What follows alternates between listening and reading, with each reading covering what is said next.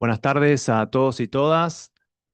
Estamos dando comienzo a las segundas jornadas de el seminario dictado por el profesor Capano sobre gobernanza universitaria y los desafíos de la gobernanza universitaria en la era de la digitalización.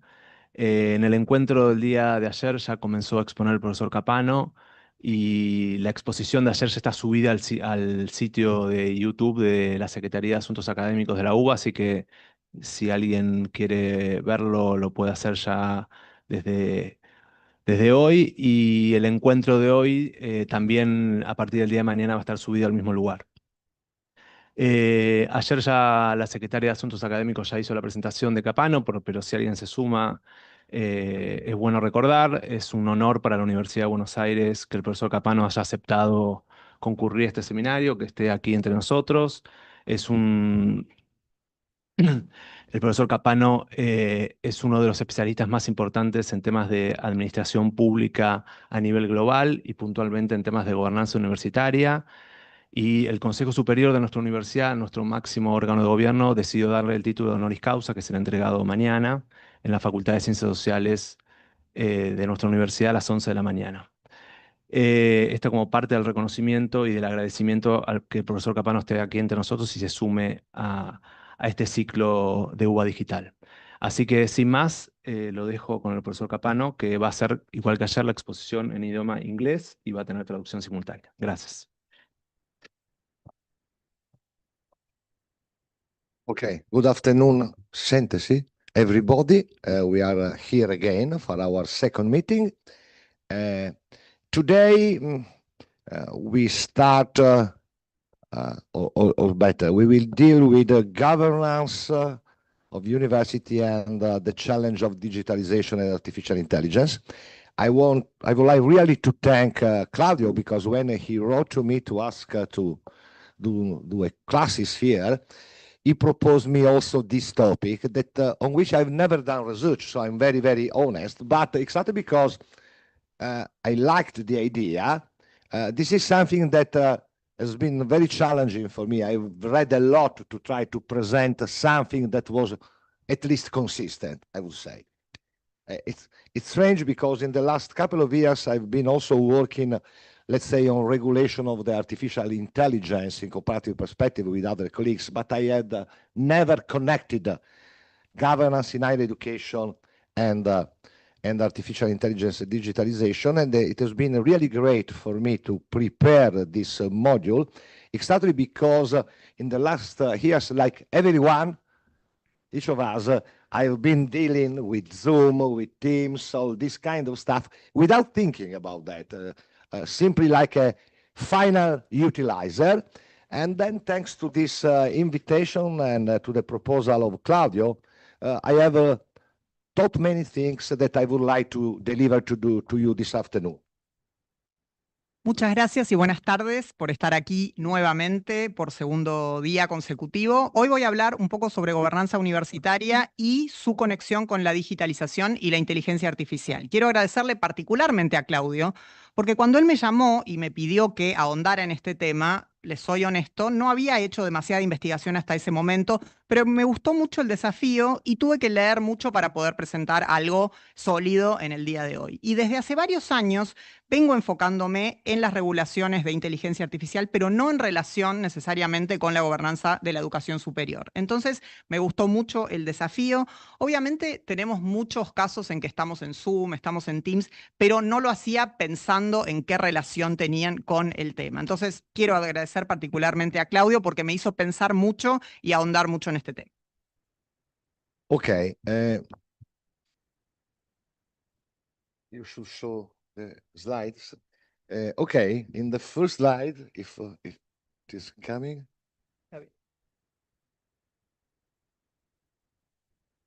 Second one. La próxima. Okay, this is the list of the topic I will focus on. I will speak around today. Personally, I think that this presentation is more interesting but less structured than the presentation I did yesterday. But it's my opinion. So we will start discussing digitalization as a watershed, and then many other topics related to the relationship between university governance and digitalization. So I would first start with the digitalization as a watershed. Entonces, vamos a empezar en primer lugar con la digitalización como punto de inflexión. Lo que ven en pantalla es la lista. Creo que la presentación de hoy va a ser más interesante, pero menos estructurada que la de ayer. Esa es mi opinión personal. Pero, como les dije, va a versar sobre la relación entre la gobernanza universitaria y la digitalización y la inteligencia artificial. Entonces, empezamos por el primer punto, la digitalización como punto de inflexión. Go on. Próxima?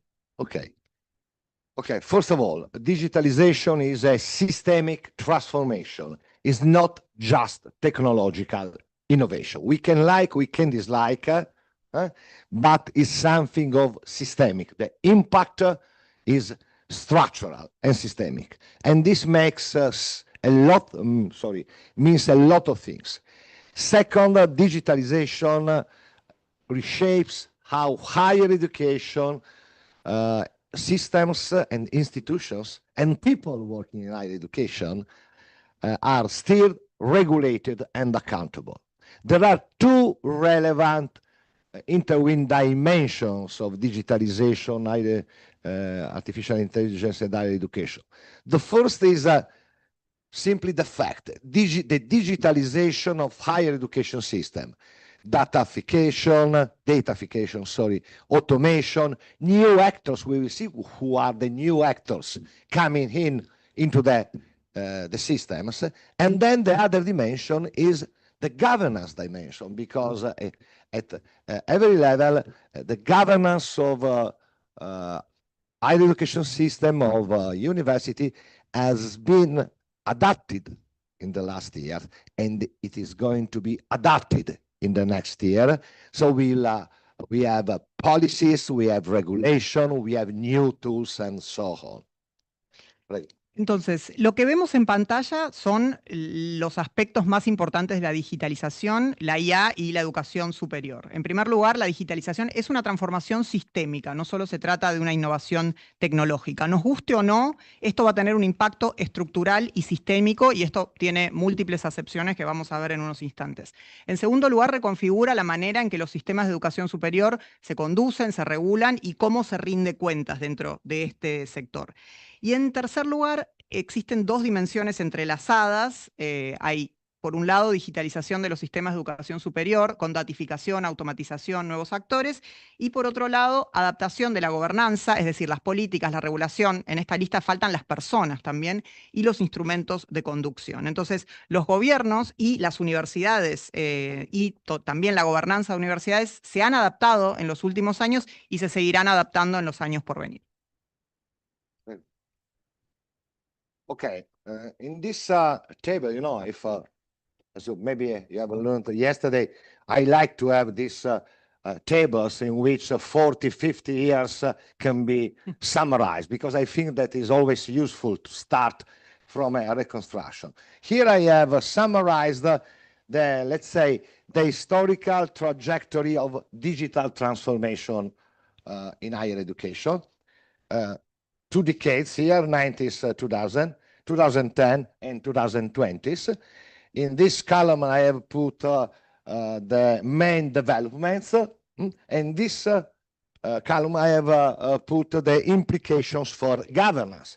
This is important because digitalization is, let's say, the new of informatization, for example. So we always forget. So we can see that in the last 20 years of the last decade, we start to have the first reforms, technological reforms, the introduction of the early ICT.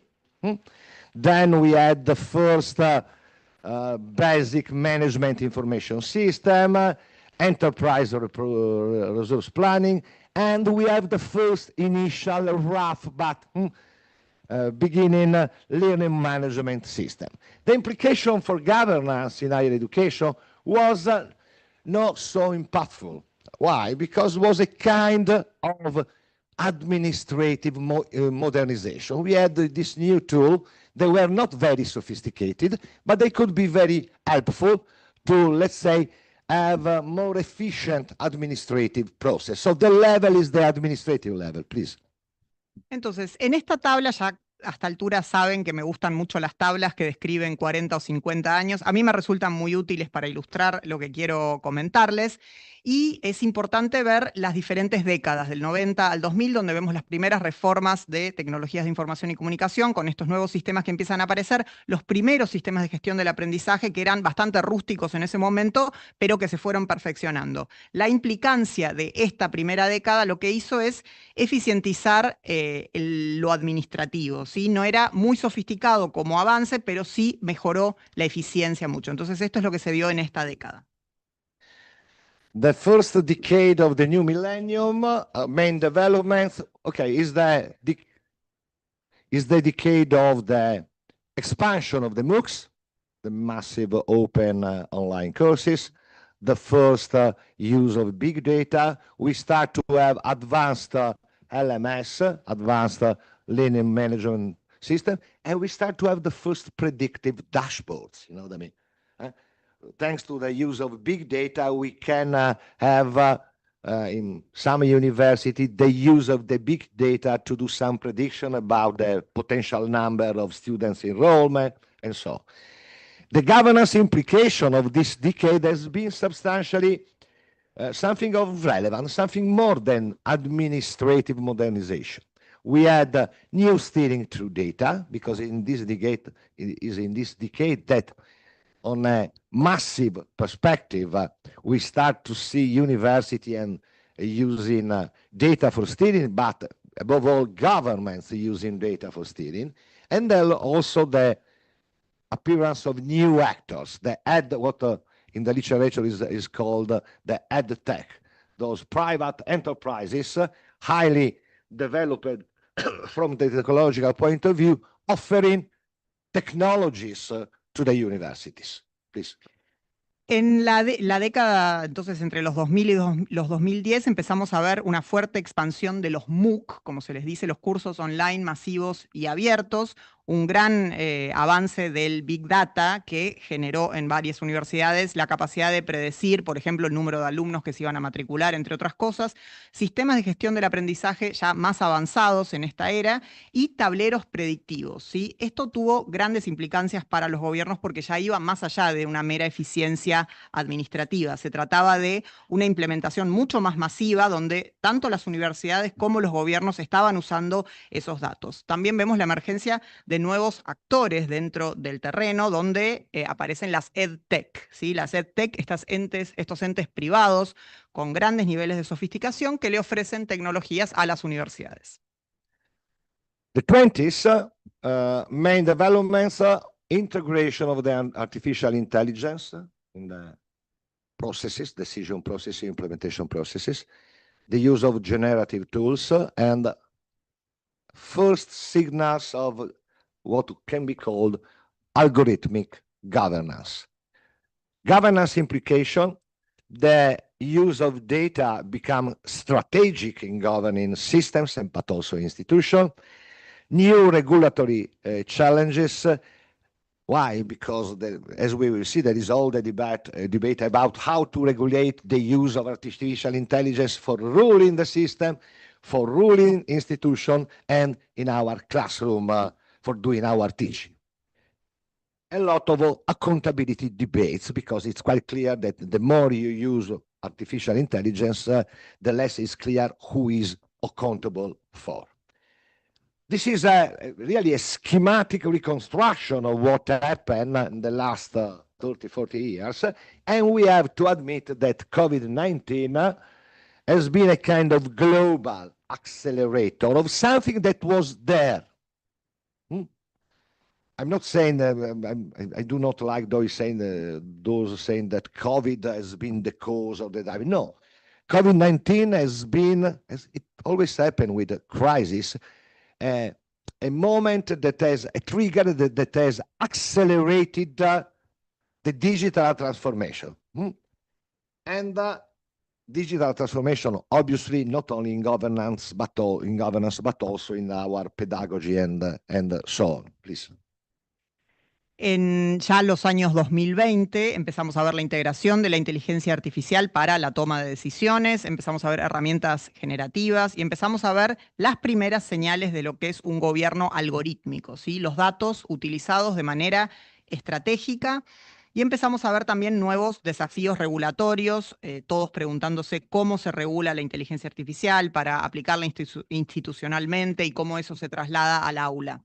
Obviamente también muchas discusiones sobre rendición de cuentas, donde se pregunta dentro del marco de la inteligencia artificial, nadie sabe bien quién tiene que rendir cuentas y ante quién, y ese es el escenario actual. Entonces, en esta tabla resumo los últimos 40 años según mi perspectiva y tenemos también la pandemia de COVID, que no quiero decir que es la causa, porque no me gusta llamarlo causa, sino que como cualquier crisis se transformó en un acelerador de algo que ya existía, ¿sí? Entonces, tuvo implicancias como acelerador de la digitalización y de los procesos de digitalización, muchas implicancias a nivel institucional, pero también en la pedagogía.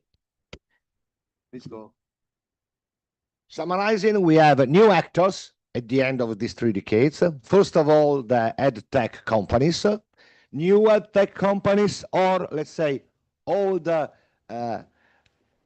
tech companies becoming very intrusive in education. If you think to Microsoft, for example, Microsoft was pre-existing COVID, but thanks to COVID, in a very, very fast way, developed or accelerated, for example, Teams that I think I have read that was planned to be, let's say, working with all the chances and the opportunities you have now in 10 years.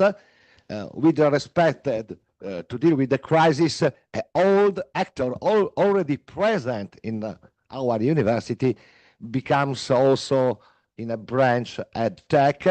And then we had the merge, new actors like data intermediaries, because we have a lot of agency intermediating on data, and then platform providers, for example, on any kind of types.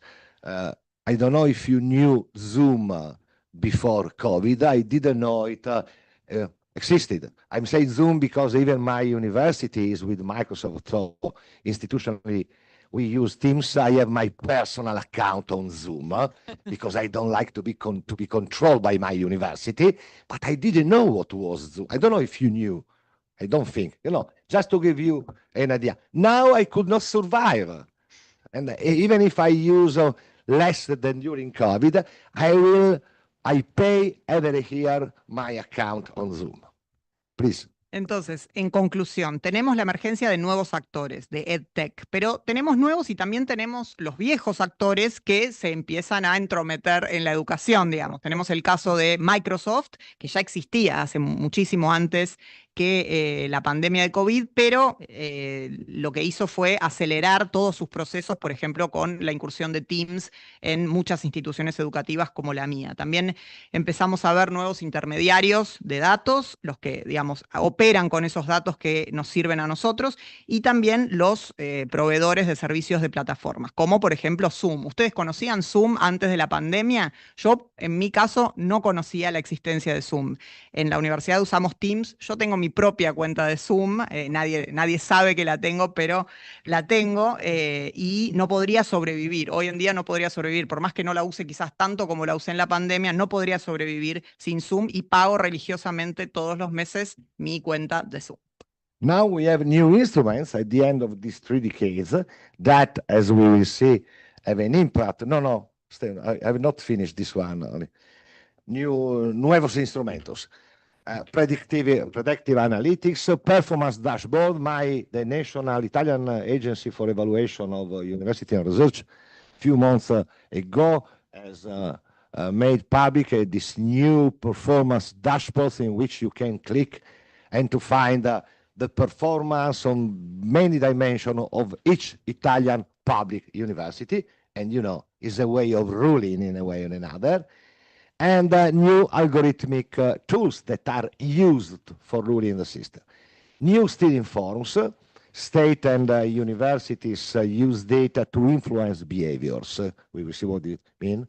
States to influence the behavior of universities use data to influence the behavior of their professors, of their non-academic staff, and of their students. What are the governance challenges at the end of these 3 decades? Fragmentation of authority.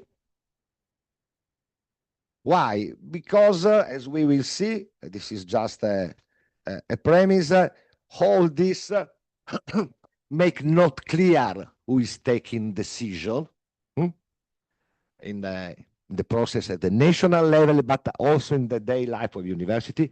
Accountability gaps is not clear who is accountable for what to, and regulatory lags compared to the technological change.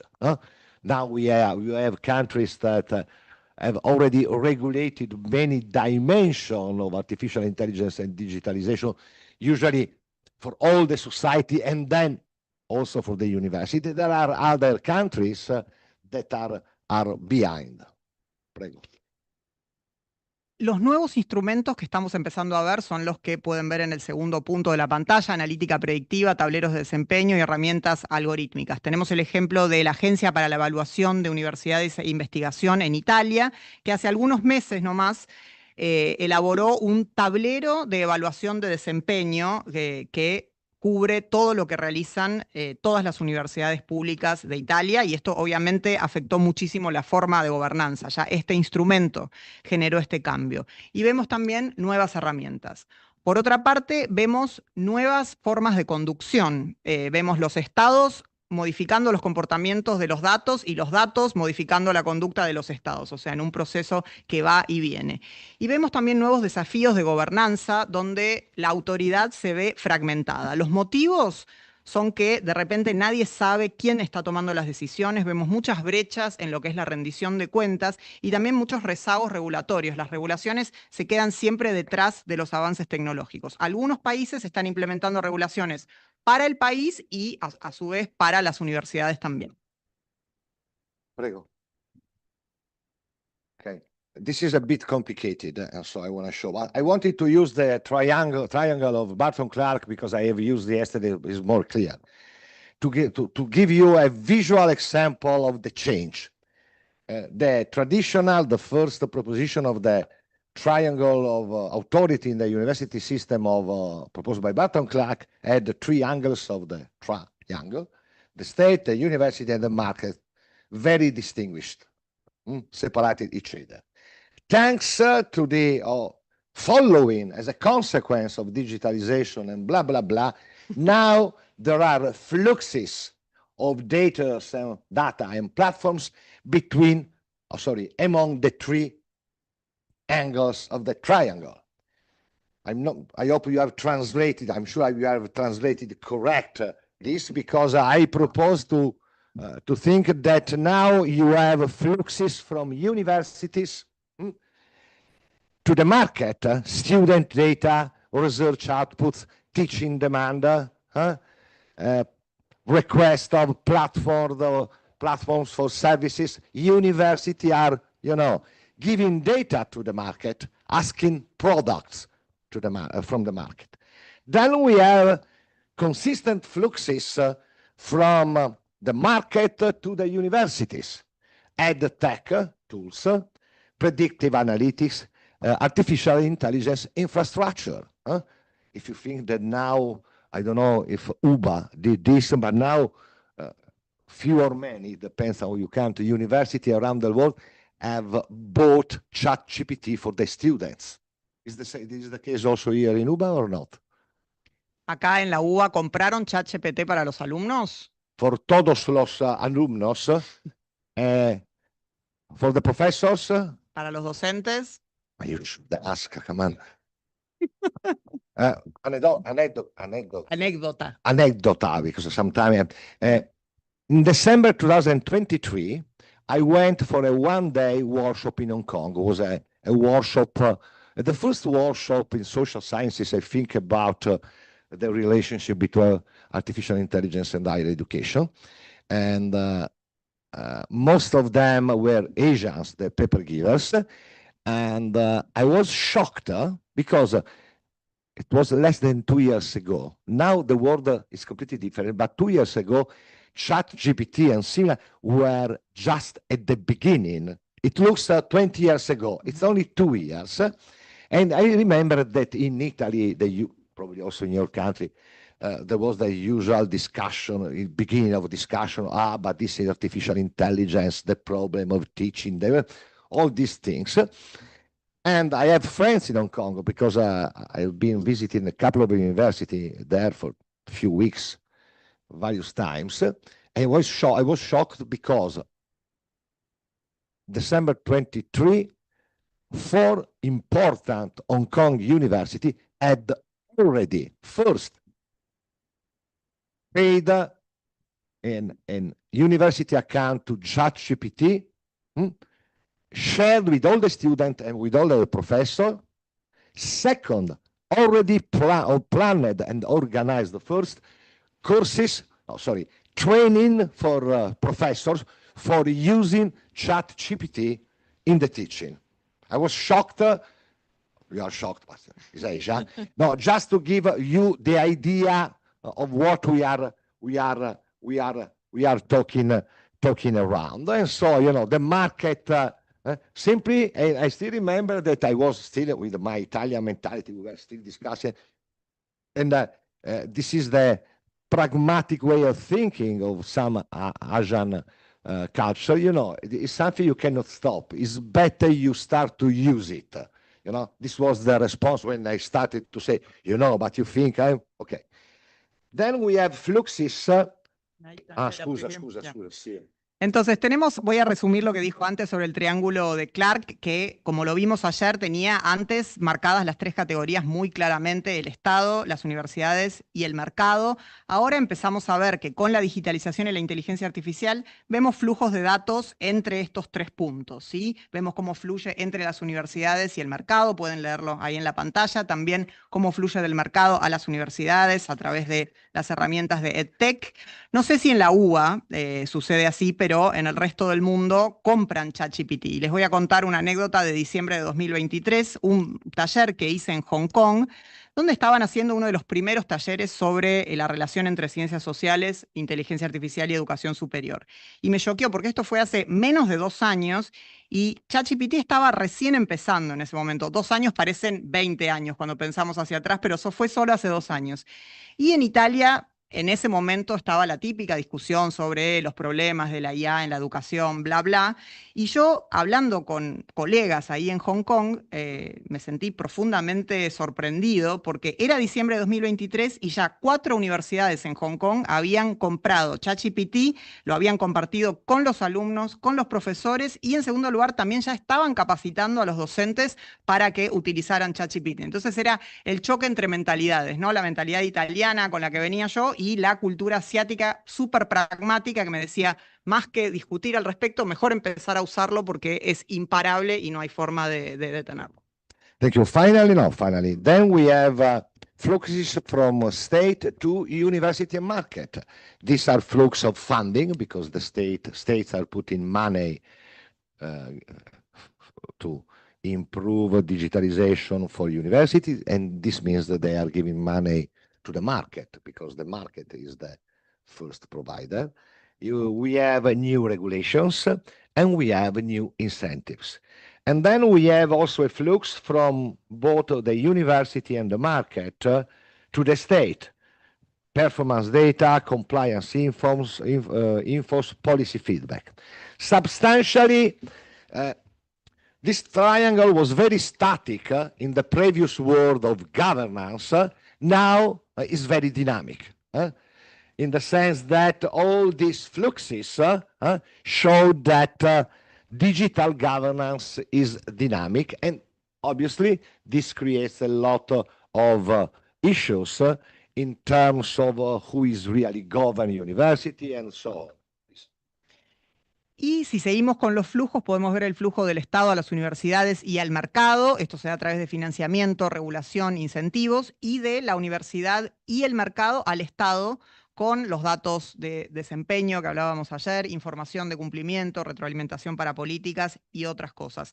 Lo importante, o sea, lo importante de ver qué pasó con este triángulo es que solía ser un triángulo muy estático antes y ahora se ha transformado en un triángulo dinámico, donde todos estos flujos afectan constantemente la gobernanza digital. Grazie. Prego. Okay, this is a descriptive slide. I have got some data from OECD reports. According to, you know, that OECD usually monitors everything. So obviously they are monitoring also this dimension. According to OECD reports, learning management systems are nearly universal in OECD countries, and the adoption is rising everywhere. There is a strong investment in digital infrastructure in the US, in China, and in Korea, and obviously only few parts of Europe. According to OECD, at the end of 2023, more than the 60% of universities in some countries was experimenting AI tools. That means Hong Kong, China, Korea. These are the countries in which more than 60% of the university already at the end of 2023 were experimental AI. The so-called Global South, I use the expression OECD. I never understood if Latin America is not a Global South, so is a, let's say, a technical.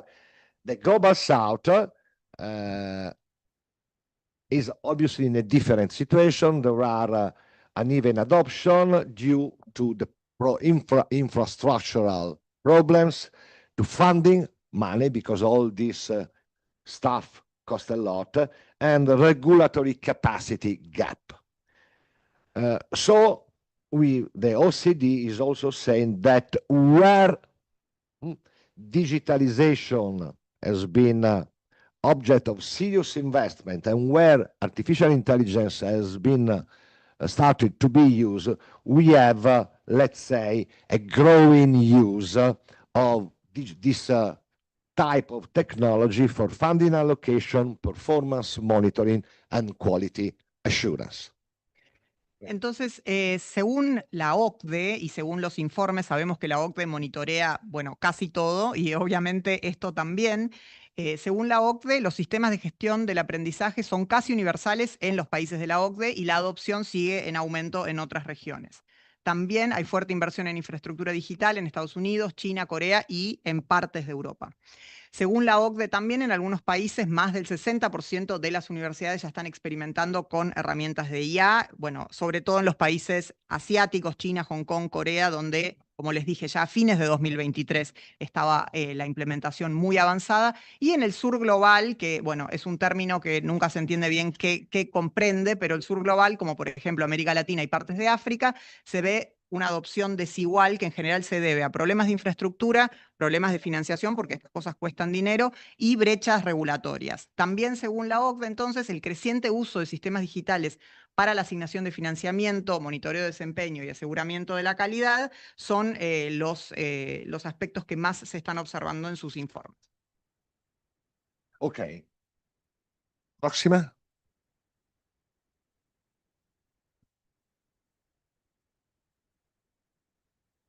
Okay, what are, after this sketch of the situation, what are the key governance questions here?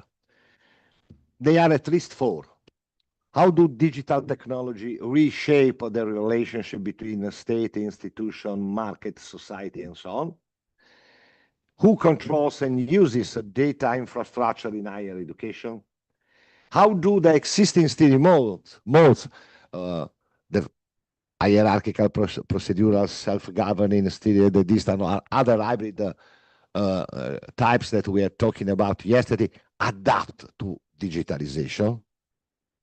And last question, how to ensure equity, accountability, and legitimacy in artificial intelligence-enabled governance? How is it? Estas son las preguntas centrales sobre gobernanza que me gustaría como plantear para pensarlas. ¿Cómo las tecnologías digitales reconfiguran la relación entre Estado, instituciones y mercados? ¿Quién controla y utiliza las infraestructuras de datos en la educación superior? ¿Cómo se adaptan los modos de conducción existentes, los que vimos ayer, jerárquico, procedimental, autogobierno y conducción a distancia, pero también otras formas híbridas que cubrimos ayer?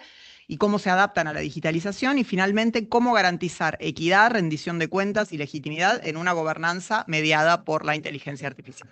These are the questions that frame the rest of my presentation. I will not try to respond, but just to start thinking about this.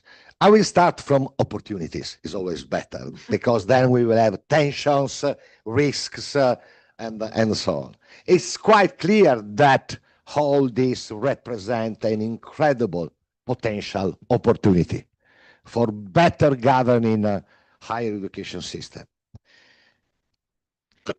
Entonces, estas preguntas enmarcan el resto de lo que voy a cubrir en mi presentación. Obviamente no voy a responderlas a todas, pero nos va a ayudar a pensar. En primer lugar, hablemos de las oportunidades. Mejor cubrir esto primero porque después siempre vienen los riesgos, los desafíos, así que mejor hablar de las oportunidades primero. Es obvio el potencial que tiene la digitalización y la inteligencia artificial en la gobernanza de la educación superior. Next one. Okay. This is the presentation of the following one. First of all, we know that digital technologies offer new instruments for steering and managing higher education system. We know that these new instruments affect not only the systemic governance level, the place in which policy are designed, regulation are designed, funding is allocated, but also the institutional governance, institutional strategy, institutional management, and academic decision-making. I have categorized opportunities in three broad areas that are automation of administrative and regulatory processes, predictive analytics for evidence-informed steering, and personalization to improve learning and resource allocations. These are not neutral tools, because as we will see, they reshape power relations into the system and into each institutions, and also reshape accountability mechanism. Entonces, en primer lugar, las tecnologías digitales ofrecen nuevos instrumentos para la conducción y gestión de los sistemas de educación superior y tienen impacto en la gobernanza a nivel sistémico, obviamente, en qué políticas se implementen, cómo se regula y qué fondos se asignan, y también afectan la gobernanza institucional, en estrategia, en gestión y en toma de decisión a nivel académico. Las oportunidades las dividí en tres categorías: automatización de procesos administrativos y regulatorios, analítica predictiva para una conducción informada por evidencias y personalización para mejorar el aprendizaje y la asignación de recursos. Lo importante aquí es mencionar que ninguna de estas oportunidades son neutrales, porque dan nueva forma a las relaciones de poder y a la rendición de cuentas. Próxima. Okay. Characteristic of automation. Automation is the dimension that means potentially more efficiency and more control on the processes and on the outputs. Means substantially use automation and also artificial intelligence, obviously, to better perform routine administration or financial and regulatory tasks. Some examples, otherwise, at the systemic level, you could have cases like Estonia and Chile, where they have used automation for an automated student registration and funding allocation portal. Or you could have central digital quality assurance submission, like you can see present now in the the Italian agency and the UK agency that have the task to assess the quality of research in university. And you have institutional level examples, like the use of digital instrument for human sources management, for example, for research reporting system, exam grading. You can have digitalize in a very, very significant way exam grades, and timetable optimization. Now, if you have non as sophisticated software, if you have an artificial intelligence based software, you have the perfect optimization of the timetable for classes, lessons, and so on. Governance implication, may I finish this? For sure, automation means more efficiency and less transaction costs, that are always very, very expensive, not only financially, but also psychologically for the people who have to transact. And then it's clearly that the state, and I would say also the institutions, have the capacity of oversight what's going on through real-time data. And this is very, very, very relevant.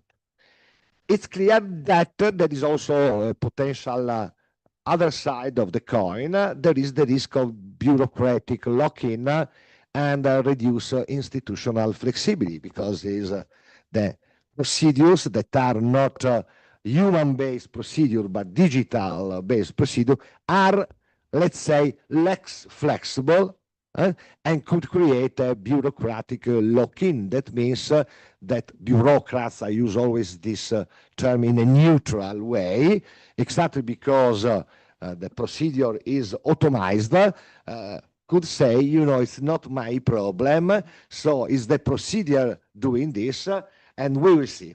Prego.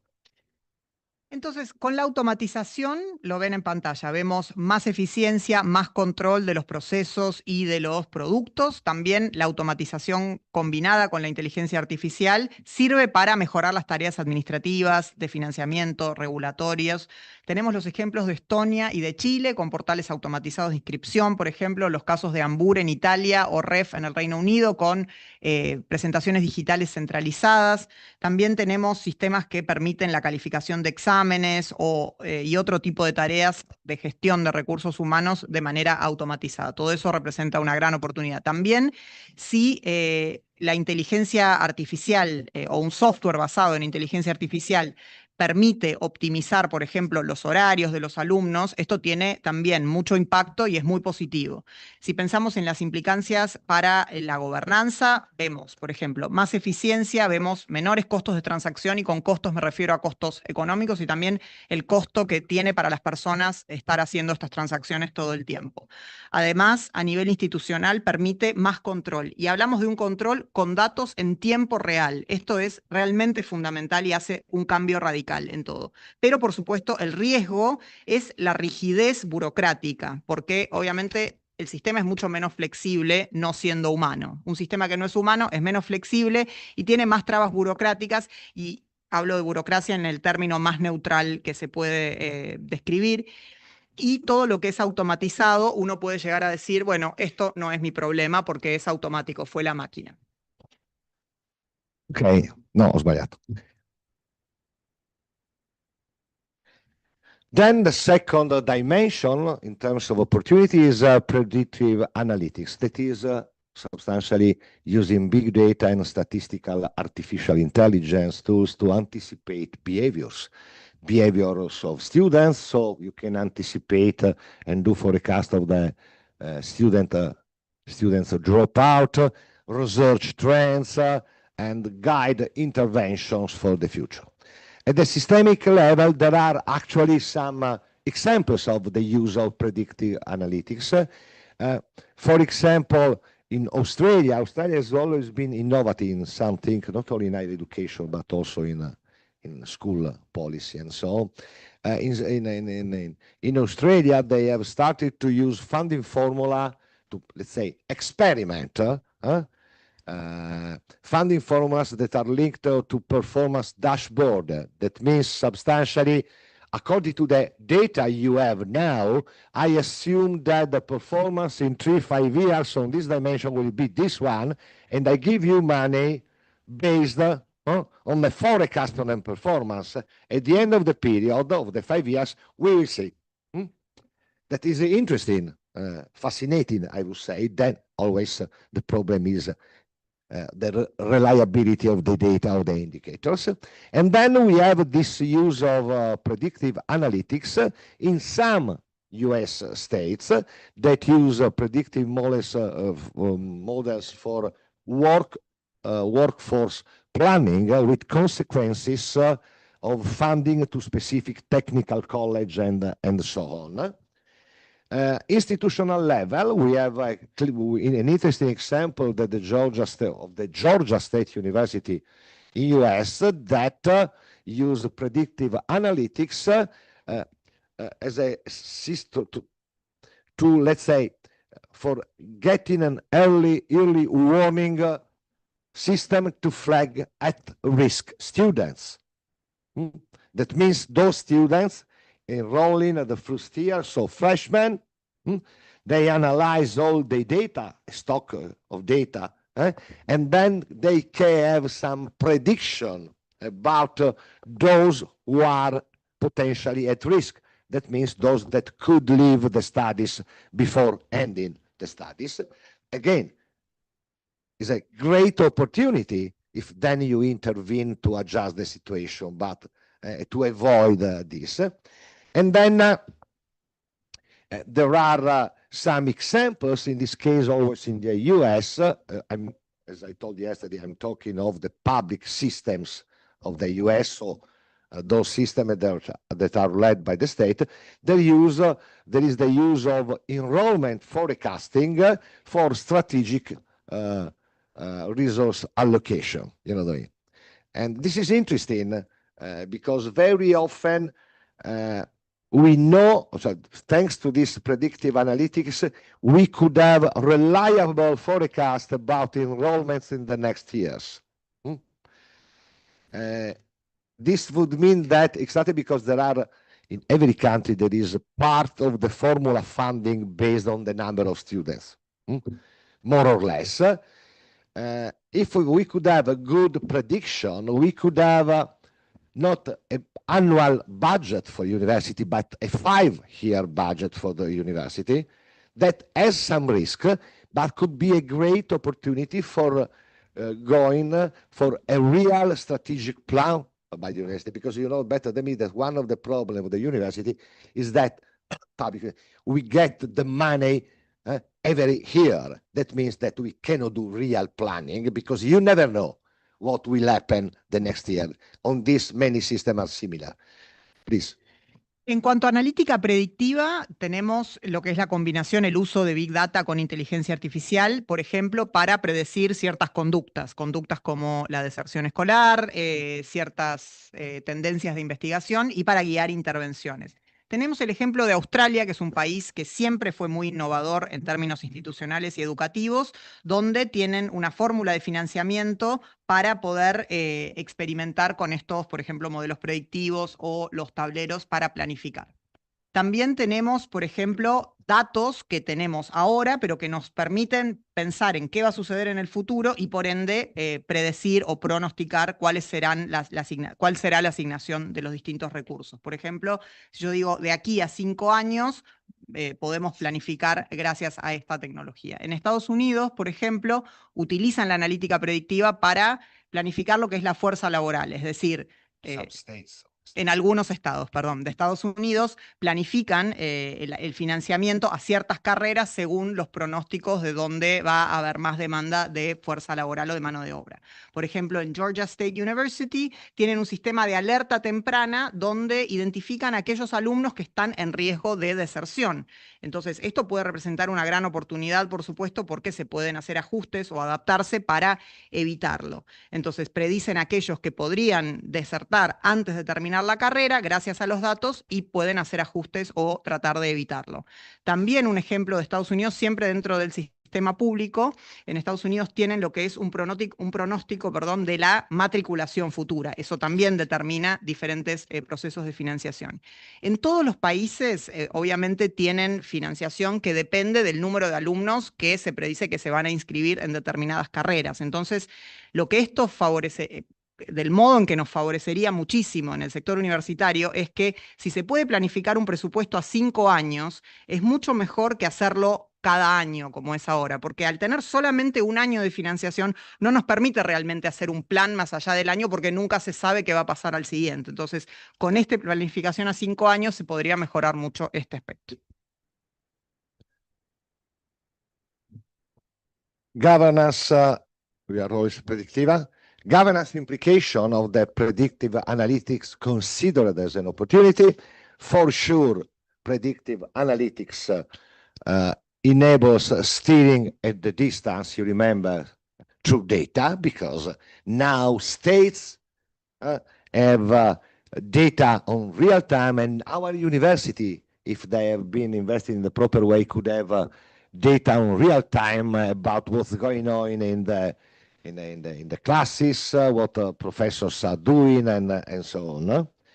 It's quite clear that there is a risk of reinforcing inequality if the data used, or better, the models used to treat data to do predictive analytics are biased. And you know that everything works if you have good, reliable data, and if the models, the algorithm that you use to analyze data are not biased.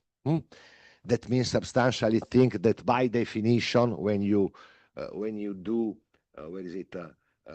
when you try, like in Georgia, to build up a model to treat data for early warning system to flag at risk student, you don't put in the model the bias that by definition students coming from low classes are more at risk, because we know that statistically speaking this is true, but if you put in the model this, the model could run and over assess this dimension.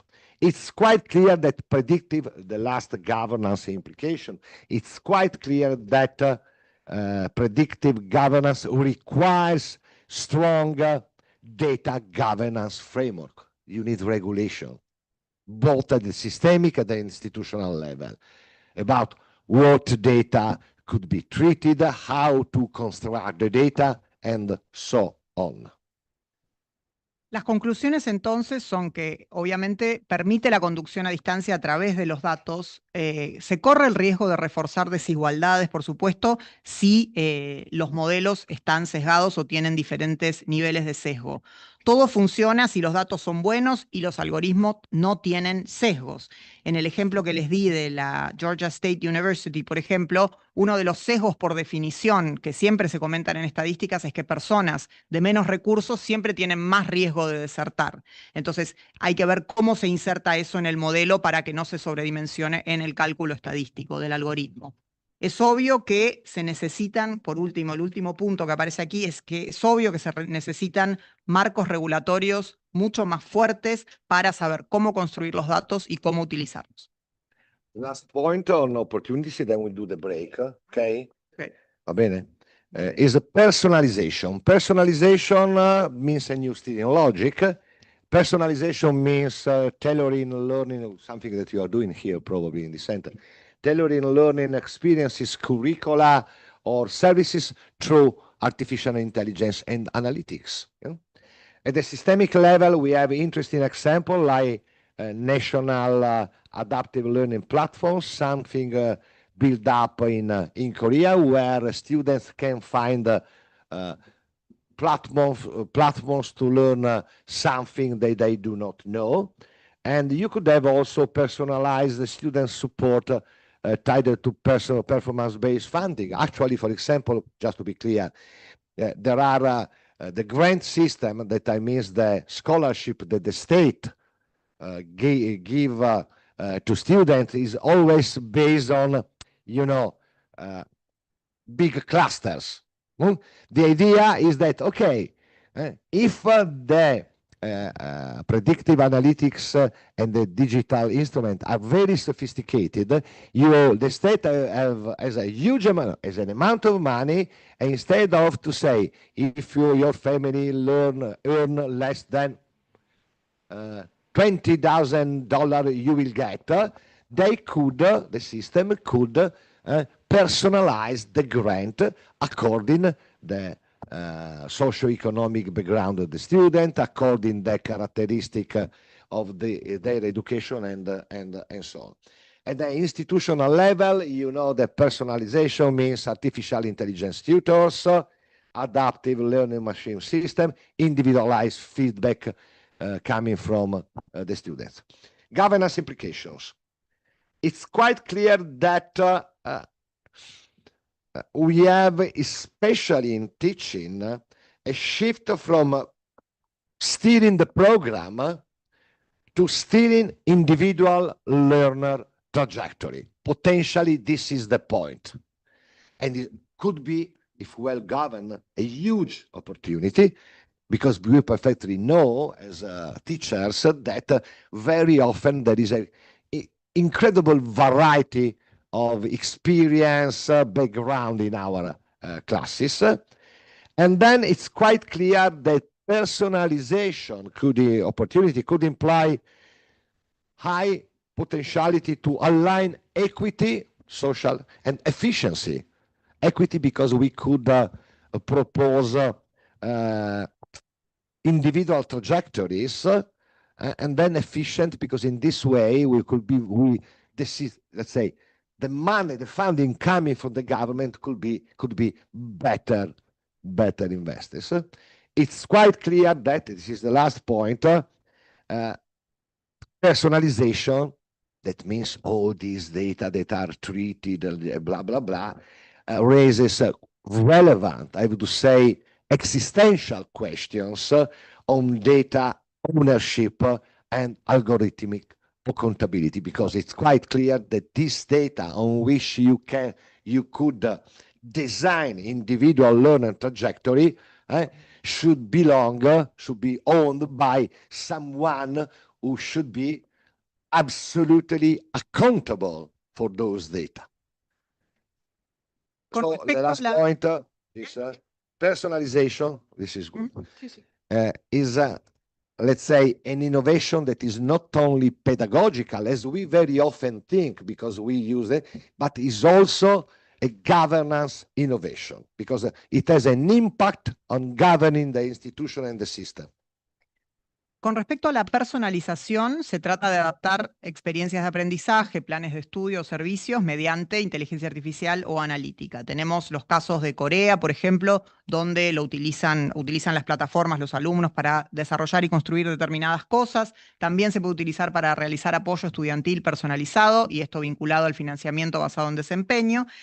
Y se da la idea un poco de que si la analítica predictiva es creada de manera sofisticada, el Estado puede designar fondos de manera muy específica y personalizada. Por ejemplo, si una familia gana menos de $20.000 por año, por ejemplo, se puede personalizar la beca o la subvención que se le da a esos alumnos. Esto a nivel institucional se podría dar en diferentes aspectos. Con respecto a las implicancias para la gobernanza, tenemos un desplazamiento de la conducción desde el nivel de programas hacia trayectorias individuales de los alumnos. Eso es hacia dónde apunta la personalización en última instancia, ¿sí? Y esto, por supuesto, puede representar una gran oportunidad porque las diferentes experiencias que nosotros sabemos que están en el aula de clase, las diferentes experiencias de cada alumno o alumna, los diferentes trasfondos, esto es algo a lo que realmente podría aportar la personalización. O sea que hay un potencial de mayor equidad y mayor eficiencia si el gobierno puede realmente designar los fondos e invertirlos mejor. Pero la personalización también nos plantea interrogantes casi existenciales, diría, sobre quién tiene la propiedad de esos datos y sobre la responsabilidad algorítmica. Es decir, que sabemos que si vamos a utilizar datos para delinear trayectorias individuales de los alumnos, esos datos le tienen que pertenecer a alguien y la rendición de cuentas tiene que ser extremadamente clara. Entonces, como clave podemos decir lo último que aparece en la pantalla: la personalización es tanto una innovación pedagógica como de gobernanza. Vamos a hacer una pausa de 10 minutos.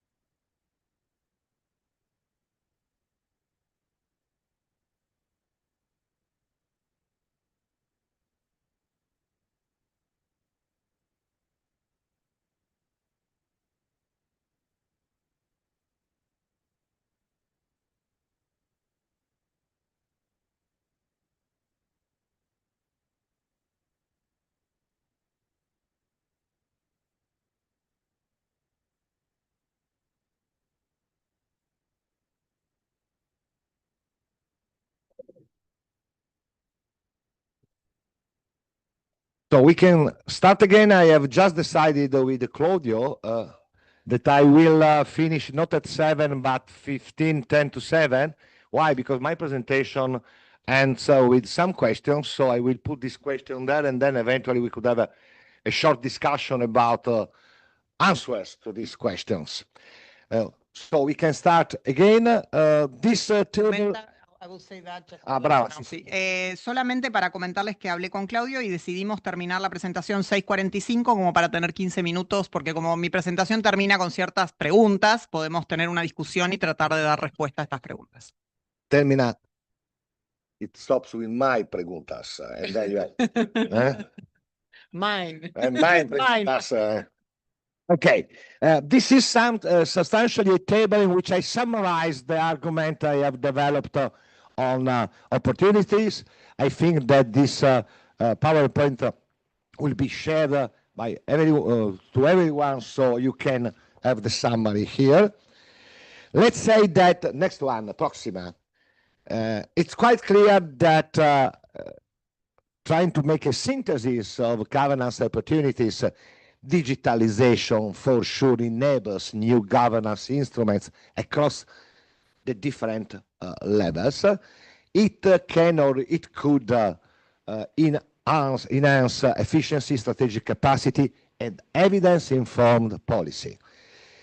It often reconfigures steering modes, especially toward steering the distance data. But real benefits depends on regulatory capacity, data governance, framework, and institutional strategy. That means that these opportunities that I have listed very shortly coexist with risks, and these risks will be addressed in the next block I'm going to present. Bien, la síntesis de las oportunidades de gobernanza es realmente lo que aparece en pantalla. No lo voy a leer entero, pero básicamente son los 6 puntos que aparecen en pantalla. La digitalización que habilita nuevos instrumentos, se puede mejorar la eficiencia, a veces reconfigura los modos de conducción, los beneficios reales dependen de la capacidad regulatoria y finalmente estas oportunidades coexisten con riesgos que serán abordados ahora en el próximo bloque que sigue. Próxima. This is the title, Risk and Tensions. Riesgos y tensiones en la gobernanza. Próxima. Now I have extracted 5 potential categories of risk: bias and inequality, transparency and accountability, regulatory gaps and data sovereignty, institutional capacity and institutional dependence, the fall of and mission drift and governance displacement.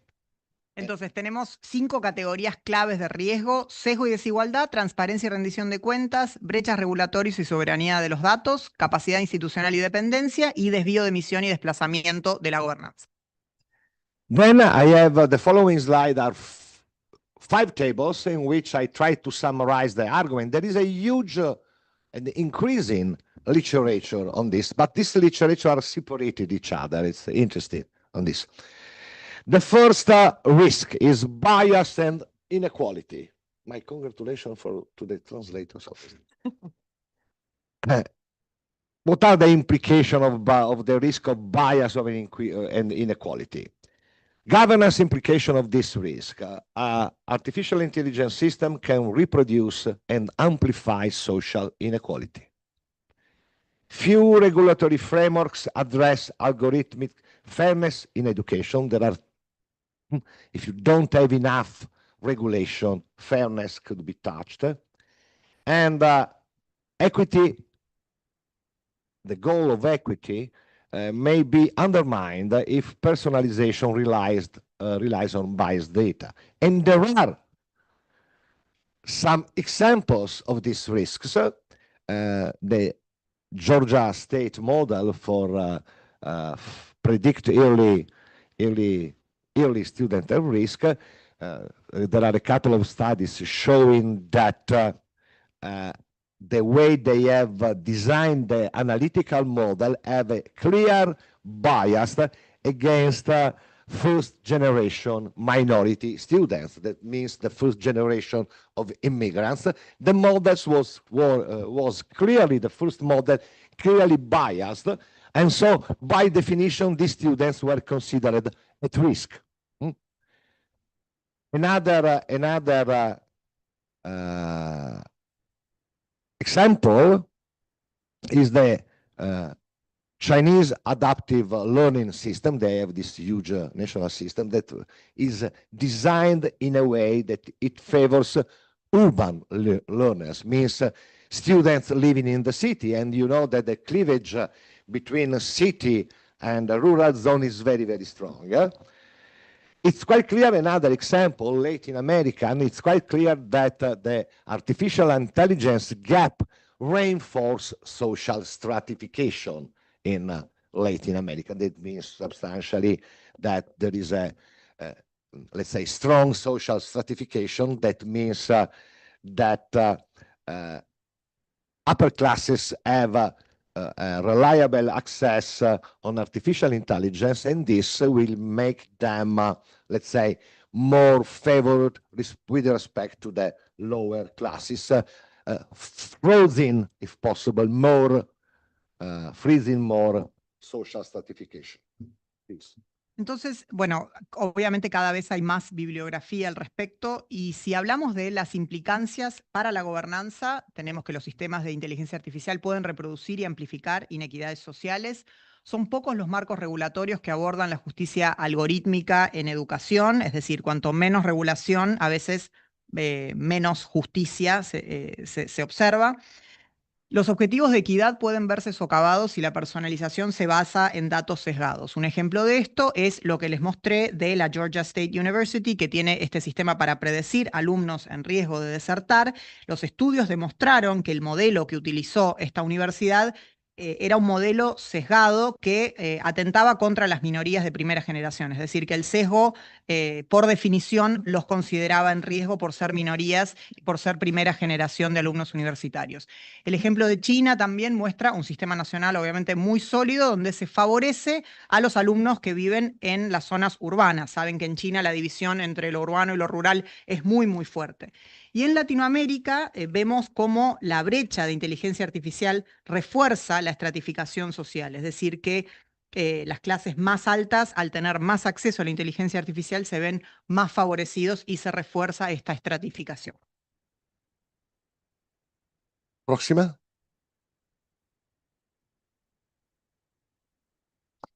No, I was checking it because I didn't see the Spanish translation. So then the second risk regards transparency and accountability, governance implication of this risk.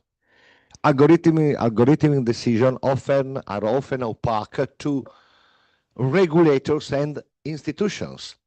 Very often we use algorithms that we do not know, or sometimes we do not understand. And on this we should be clear. Talking about institutional governance, very often universities take decisions according to some algorithm for allocating sources, financial sources for recruiting professors, for example.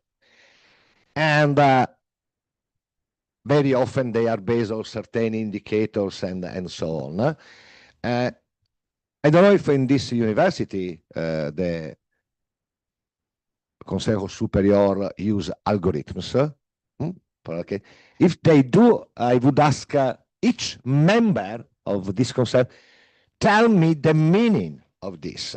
I'm telling this because I did this experiment in my university. My university, you have the Consejo Superior, we have the academic senate. We have a board, but we have the academic senate where you have the deans and blah, blah, blah, representatives of professors, so non-academic staff and students.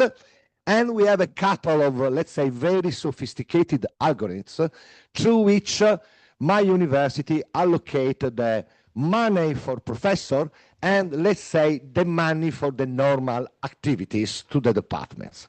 All these algorithms are based on decision made by the two boards, the two bodies, this academic senate and the board.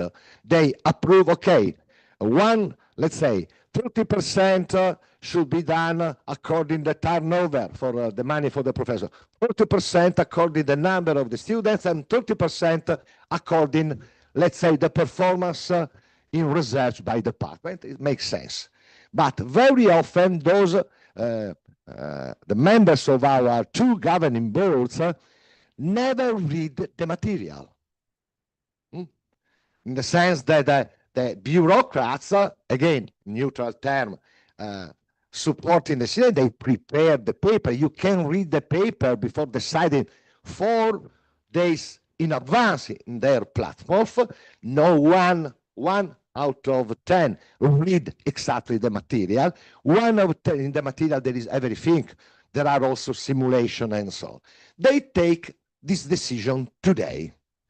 Then 1 year now, months after, you start to discover that a couple of members of the academic senate, head of department, we do not have faculty, unfortunately, anymore in my university, start to ask, being member of the senate, motion, dear rector, there is something going wrong because my department got less money than the previous year. You know what I mean? It means that they try to understand the algorithm, but they were not aware of the decision they have taken. And this is a serious risk because very often the decision makers, the systemic, means politicians, ministries, ministers, and in our world, the people we elect or the people who are appointed to ruling the institution are not enough aware of the meaning and of the implication of the algorithm that will rule one of the most important things in a university, the money for recruiting or for promoting professors. Then you have another problem. Scusa. Entonces, en segundo lugar, tenemos los riesgos con respecto a transparencia y responsabilidad. Tenemos aquí las implicancias para gobernanzas, las que aparecen a la izquierda. A veces usamos algoritmos que o no conocemos o no entendemos. Eso es lo más importante a mencionar de estos 3 puntos que aparecen a la izquierda. Como ejemplos tenemos, en cuanto a la gobernanza institucional, universidades que toman decisiones sobre la base de algoritmos que van a definir dónde vamos a asignar los recursos, qué profesores vamos a reclutar, y todo eso se hace sobre la base de indicadores. No sé si en la UBA están al tanto de los algoritmos que utilizan para esta toma de decisiones, pero sería bueno, si este es el caso, preguntarle a cada miembro que me digan exactamente qué significa el algoritmo. Esto es un experimento que yo hice en mi universidad en Italia, donde la junta académica, que tiene representantes de todos los sectores dentro de la universidad, utiliza un algoritmo extremadamente sofisticado para designar los recursos que van a ir para los profesores, para las diferentes actividades que se realizan en la universidad. Y el algoritmo se utiliza para tomar decisiones y, por ejemplo, no sé, determina que el 30% va a ser para tal cosa, otro 30% para otra. Y estos 2 órganos de gobierno que forman parte de mi universidad no leen nada del material ni de los documentos que se prepara de antemano para justamente informar estas decisiones y que se tomen decisiones informadas. Los burócratas, digamos, en el sentido más neutral del término. Entonces, no leen el material, entonces toman una decisión cuyas implicancias desconocen. Meses después de tomar la decisión, le dicen a los jefes de departamento, me parece que algo anda mal porque no recibí todo el dinero que yo pensaba que iba a recibir en mi departamento. Es decir, que no entienden el algoritmo y no entienden la decisión que están tomando. Esto también tiene implicancias en todas las personas que elegimos, en todos los ámbitos, ¿no? Que no saben las implicancias de los algoritmos. And another example, the example I put in this table is that the institutions and ministries do not know anything about the real meaning of the algorithms used by the platforms from Microsoft, Coursera, and so on. And this has a lot of implication. Then another governance implication is the fact that the responsibility of what's going on is blurred between state, university, and platforms. No, all these platforms that you can use for grading students. You know, if something going wrong, who is responsible for this? The teacher not capable to use. The university that does not control the product sold by the ed tech and so on. And then there is also another governance implication that regards the fact that very often the quality assurance and the audit system are ill-equipped to interrogate artificial intelligence systems. Por ejemplo, entonces, a nivel institucional, muchas veces no se conoce el algoritmo o qué significan los algoritmos que utilizan las plataformas como Microsoft o Coursera. Las responsabilidades son poco claras y tampoco quedan claras en las plataformas, por ejemplo, que se usan para calificar a los alumnos y quién se hace responsable si algo no funciona bien ahí. Y el último punto con respecto a las implicancias para la gobernanza son los sistemas de aseguramiento de la calidad y las auditorías que no están preparadas para examinar los sistemas que utilizan inteligencia artificial. The third risk is a risk regarding regulatory gaps and data sovereignty. Implications. Very often, regulation lacks technology. Technology regulation is always behind, and this could create a problem. There are very often unclear data ownership, sharing, and cross-border rules. And another implication is that academic freedom could be at risk when data governance is outsourced, the fact that all your data are managed by an external. I'm talking about academic freedom. I'm not talking about institutional autonomy. I'm talking about something that belongs to us as academics. There are some examples. The fact that in Latin America there are weak legal frameworks with respect to platform data regarding ownership. Let's say that EU would like to be sovereign on the data of their university, but the problem is that all these data are in the hands of the US tech platform and so on. Entonces, cuando pensamos en las brechas regulatorias que existen y la soberanía de datos, ese tema que es el tercer riesgo del que voy a hablar, pensamos en los marcos regulatorios y pensamos en lo que existe detrás de la tecnología, lo que siempre sucede en este caso, que es que las regulaciones siempre van detrás de la tecnología, siempre van atrasadas con respecto a los avances tecnológicos. Y esto puede traer muchos problemas con respecto a la libertad de cátedra, me refiero a la libertad académica profesional nuestra, no a la autonomía institucional, ¿sí? Que puede estar en riesgo cuando se terceriza ese manejo de los datos.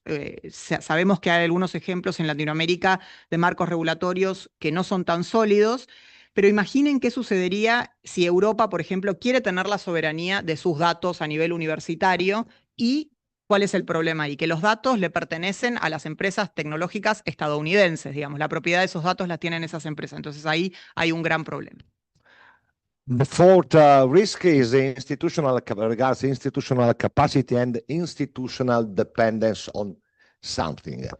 Governance implication of this risk, it's quite clear that unequal capacities create asymmetrical governance between elite and mass institutions. Why? Because if you are Harvard, you have, even against Trump, you have let's say, enough money and enough analytical capacity to, let's say, govern all this. If you are a mass institution, less funded, it's quite clear that you will have less capacity in doing this, and you will depend the most from outdoor. The second governance implication is the fact that the vendor dependence can erode institutional autonomy. If you depend continuously from an external provider on everything, it's quite clear that you, at a certain point, you are less autonomy. So you have discussed decades with the state to our autonomy, but only, all your data are in the hands of an external provider that you pay. This is the crazy thing. And attention, this external provider probably at a certain point will have a lot of power against you. And the third governance implication that I suggest is that very few higher education institutions have internal auditing capacity for really analyze the impact of artificial intelligence tool. Two examples, it's quite clear that smaller EU countries and Latin American universities rely entirely on Google and Microsoft. Why? Because it's quite clear that they do not have enough analytical capacity and money. And the counter example, there are some elite US university that have built up in-house analytical team exactly to control better their own data. And again, this could make wider the governance gap between different universities. Please. Entonces, el cuarto riesgo, si vemos las implicancias para la gobernanza, tenemos las capacidades desiguales que generan una gobernanza asimétrica entre instituciones de élite y de masas, ¿sí? Tenemos Harvard por un lado, que tiene muchos recursos y obviamente una mayor capacidad para gobernarlo todo, digamos, para controlar. En cambio, las universidades más masivas, con menos recursos, tienen por supuesto menos capacidad y por ende van a depender más de estas empresas tercerizadas. En segundo lugar, la dependencia de proveedores puede erosionar la autonomía institucional, porque obviamente dependemos mucho de esos proveedores externos, somos menos autónomos, y esos datos están en posesión de ese proveedor externo y que tiene el poder de controlarnos y de presentarnos muchos problemas en el futuro. La tercera implicancia es que pocas instituciones de educación superior cuentan con capacidad interna de auditoría para analizar herramientas de inteligencia artificial. Y tenemos dos ejemplos a la derecha, las universidades pequeñas de la Unión Europea y América Latina que dependen por completo de Google y de Microsoft, o sea que no tienen la capacidad, no tienen los fondos para poder controlarlos ellos mismos, y universidades de élite en Estados Unidos que desarrollan sus propios equipos in-house de analítica para poder justamente tener el control de sus datos y cerrar esta brecha. We are talking about risk, not about certainty, just to be clear. And the last risk is what I have called mission drift and governance displacement. The first governance implication, the first governance risk is that platforms that are central in our life now may redefine institutional priorities in terms of efficiency metrics at the expense of our deliberative logic and at the expense of equity goals. There is some risk that some governance role could shift to platform providers or algorithms, because never forget that they offer us products. Dashboards means that they provide us, offer us a way to pack data that are indicators. And the last one is that there is the risk that as what I call platform steering could replace the public steering in any case we have in our university. And I would like to underline that this public steering is characterized in different ways the different system. In your system, the governance of a university is very, very democratic. You elect everyone. And you have, the university is a kind of public forum in which things are discussed. The same happens also in those systems in which there is not there is the appointment system. That means that the rector is appointed, the deans are appointed, because it's a different way to decide who are the rulers inside, but there is a public forum. And attention, because the risk is that the platform steering will substitute the public steering. Entonces, el cuarto riesgo es la pérdida de misión y el desplazamiento de la gobernanza. En primer lugar, las plataformas pueden redefinir las prioridades institucionales. Esto puede afectar nuestra lógica y disminuir la equidad. En segundo lugar, los roles de gobernanza se trasladan a los proveedores de plataformas o a los algoritmos. Las plataformas nos ofrecen productos, nos ofrecen tableros que nos generan indicadores, ¿sí? Y en tercer lugar, el riesgo de que la conducción por plataformas o en base a plataformas reemplace a la conducción pública. En el sistema de la UBA, por ejemplo, que tiene un sistema muy democrático donde todos son elegidos, pero también en aquellos sistemas con designación, donde se designa al rector, se designa al decano, se toman diferentes las decisiones, se toman de manera diferente, pero sigue siendo un proceso público y hay que tener mucho cuidado con que las plataformas no vengan a reemplazar todo este sistema que es tan público de decidir. Okay, next one. This is usual final table summarizing the risk. So you have a table for opportunity and a table for the risk. Let's go ahead because I want to finish the next 10, 15 minutes proposing some comparative studies. Esto es un resumen, entonces ya tuvieron el resumen de las oportunidades. Esta es la tabla que resume los riesgos. Voy a terminar en los próximos 10 minutos, así que vamos a pasar esta diapositiva. Unlike yesterday, in which I considered a couple of European cases, in these cases I had chosen obviously Latin America, but United States, Korea, and China, because my personal opinion is that US, China, and Korea are very, very interesting for us because they are forerunner, you know. And let's start from the US case, where we can clearly see, I'm talking about the connection between digitalization and governance. You can really see a market power with a fragmented governance. The characteristics of the United States in terms of digitalization governance is, first of all, it's clear, rapid ed tech expansion. US are the country of Coursera, Google, Microsoft, and so on, but also of institutional experimentation, because you have some very rich university or very, very, let's say, deep research-oriented universities, because the public university, and they have developed, they have done experiment in terms of predictive analytics. And then it's a country where you have a lot of money, not coming necessarily from the states or the federal government, but from private capital and from philanthropy. Never forget that a philanthropic system is very, very, very well developed in the US. You don't ask me why, but if you have done, I don't know, Harvard or Boston College, you become rich, you die, and you live written that you want to donate $100 million to your university. It's only American, you know what I mean? We never think to this, but this is a very relevant channel of funding for many universities.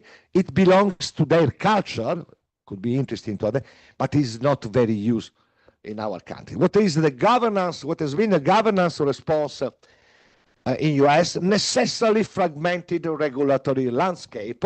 Why? Because you have the federal level, you have 50 states with their own public university system. On the other hand, the variety of type of institution in US and also, let's say, their institutional autonomy has allowed it a lot of innovation, of experimentation at the local level. And then you have to say that there is a limited federal coordination. What are the key issues emerging from the US case? There is clearly a market dominance that shapes data flow and standard. There is an uneven protection of student data that are always under risk in the United, because there is not, let's say, standard common regulation of this. In every state, in each state, you could find no regulation. That means that each university self-regulate this. Or you could have state regulation very different from each other. And then the last key issue is that it's quite clear there is a deep and increasing inequality between research-rich and poorer institutions. The second case, no, scusa, sí. Entonces, en Latinoamérica, perdón, voy a hablar de Latinoamérica, de Estados Unidos, Corea y China. Esos son los países, digamos, los casos que quiero presentar, que en mi opinión son los más representativos. En Estados Unidos, recordemos que estamos hablando de la relación entre digitalización y gobernanza. Tenemos el surgimiento de las EdTech, tenemos Coursera, tenemos Microsoft, todo el espectro cubierto por las grandes EdTech que salen de Estados Unidos, ¿sí? Y también mucha experimentación institucional en Estados Unidos, ¿sí? Las universidades que hacen grandes inversiones para experimentar con analítica predictiva y con todos estos sistemas. Además, es un país donde hay mucho dinero, obviamente, y no necesariamente dinero de los estados ni del gobierno federal, sino también de capital privado, y no olvidemos la filantropía, que es fundamental en Estados Unidos como fuente de financiamiento, es algo muy cultural de Estados Unidos, pero puede pasar que una persona, un exalumno de Harvard, de Boston, se muere y dona 100 millones de dólares a la universidad. O sea que no hay que desestimar este factor, que es cultural, pero es muy importante.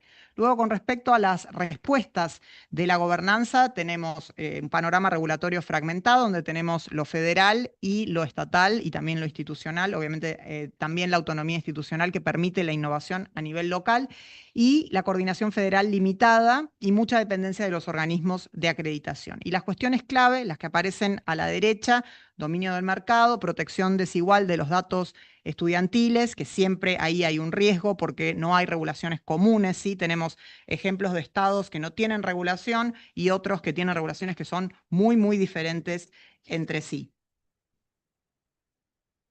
China. That is China, so it's very different. Characteristics. They launched what they call the Smart Education of China platform. That is a monster, technologically well designed. It is for all the country, something that only Chinese can do when they reason. There is a massive integration of artificial intelligence for adaptive learning and monitoring.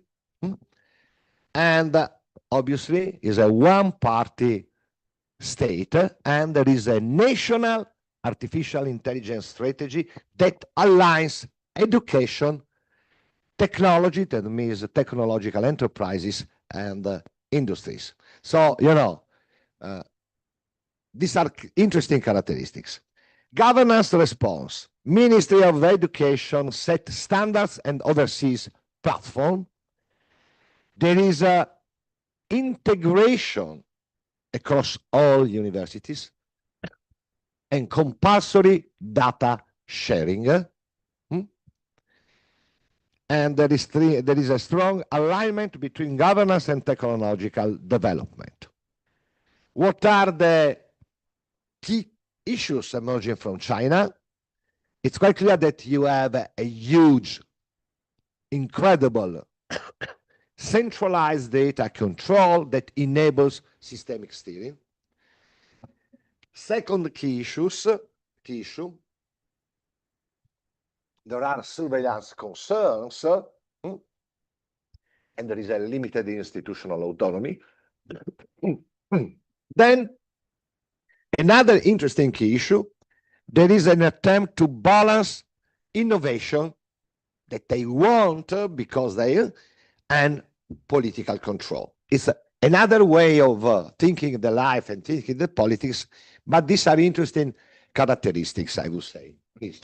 En China, entonces, tenemos la gobernanza de plataformas liderada por el Estado, una situación completamente diferente a la de Argentina. Tenemos una plataforma nacional, la Smart Education of China, que fue lanzada en 2021. Es un monstruo con una tecnología impresionante para todo el país, una cosa que solo puede ocurrir en China.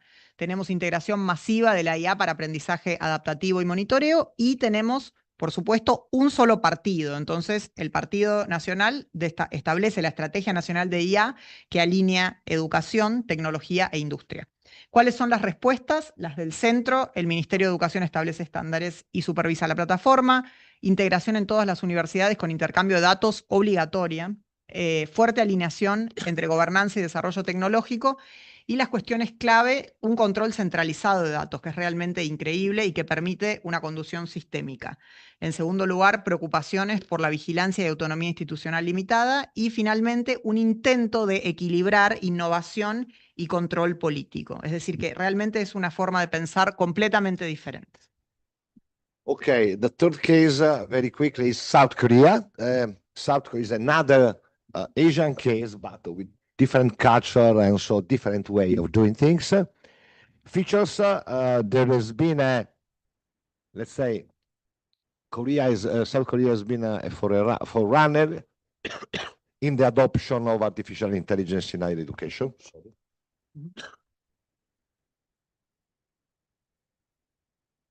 There is a national artificial intelligence research and development policy that is linked to universities. The universities are in charge of this. And university act as innovation nodes. They get money for this. The governance response is substantially strong coordination. There is a clear policy alignment between the ministries, not only education, but industry and blah, blah, blah, and higher education institution. And there is a kind of on artificial intelligence joint governance structure. Key emerging keys, strong coordinations that allow fast development, but there is the need of continuing putting money on the table. And there is clearly a tension between what the government wants, we have to work as a system on this, and institutional diversity that they have in the system. En Corea del Sur, rápidamente, que es Asia, pero es diferente la cultura a lo que vimos de China. Tenemos las características: alta penetración de la infraestructura digital y adopción temprana de la IA. Tenemos iniciativas nacionales de investigación y desarrollo en inteligencia artificial. La universidad está a cargo de esto y actúa como una suerte de nodo de innovación y recibe recursos para esto. En cuanto a respuestas de la gobernanza, el gobierno financia infraestructura digital en las universidades. Hay una alineación de políticas entre ministerios e instituciones de educación superior y, finalmente, estructuras de gobernanza conjunta y hojas de ruta. Esas son las respuestas. Y las cuestiones clave son una fuerte coordinación que permite un despliegue rápido, pero que necesita constantemente dinero sobre la mesa, digamos, necesidad de inversión sostenida más allá del impulso inicial, y una tensión entre la estandarización y la diversidad institucional. Finally, Latin America is very rough because there is a great diversity in Latin America. The characteristics are that there has been a rapid adoption in the private sector of artificial intelligence in some states, states where there are many more institutions. There is an uneven institutional capacity and limited public investment. The governance response is weak public digital infrastructure, and there is the reliance on external platforms, fragmented regulatory frameworks, slow quality assurance adaptation. There are some emerging policy. For example, there is a Brazilian EdTech initiative, but there is no systemic effort.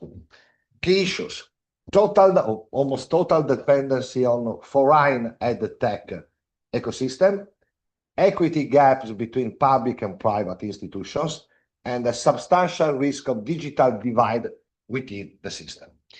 Las características de Latinoamérica obviamente son a grosso modo porque hay mucha diversidad, por supuesto, dentro de Latinoamérica, pero tenemos las características a la izquierda: adopción rápida en el sector privado, capacidad institucional desigual y limitada inversión pública. En cuanto a las respuestas de gobernanza, débil infraestructura digital pública, mucha dependencia de plataformas externas, marcos regulatorios fragmentados y una adaptación lenta de marcos de aseguramiento de la calidad, y políticas emergentes, por ejemplo, en Brasil, con una EdTech que está surgiendo, pero no son respuestas sistémicas. Y cuestiones clave, las que vemos a la derecha: dependencia de ecosistemas EdTech extranjeros, brechas de equidad entre instituciones públicas y privadas, y el riesgo de una brecha digital que surge dentro de los sistemas. Próxima.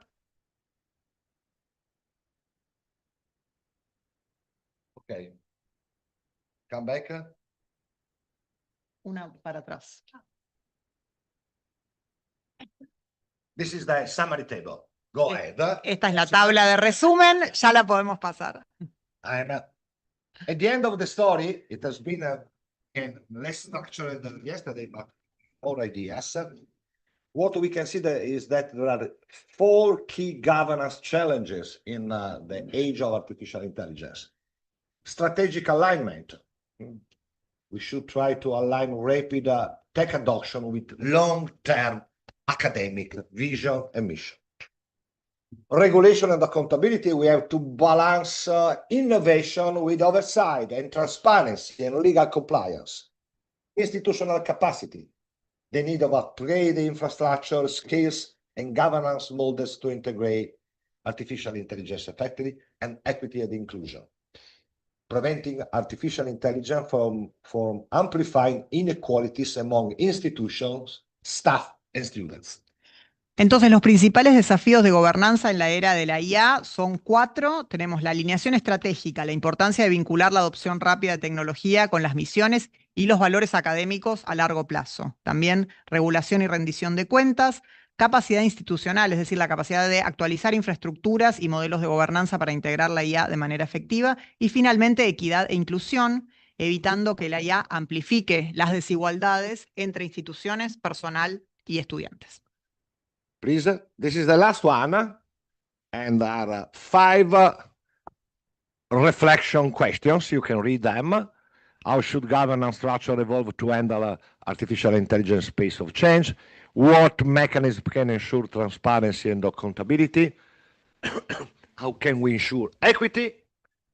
How our governance model, or which one of them best fits artificial intelligence adoption? And all in all, the mother of all questions, what role should public authorities versus universities versus market play? And I finish with these questions that could open our discussion.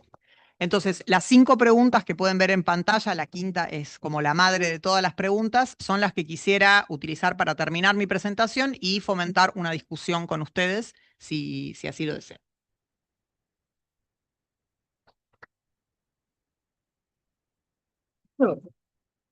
You should start responding. Pero tienen que empezar a responder, ¿eh?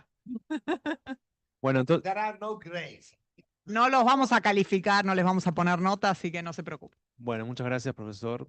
Tenemos 10-15 minutos para preguntas o comentarios del público, así que quien quiera formular alguna, por favor, levante la mano y le acercamos el micrófono.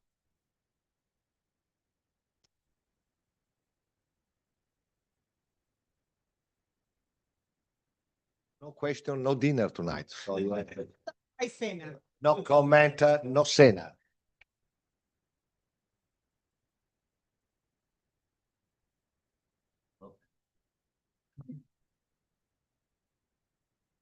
Un comentario.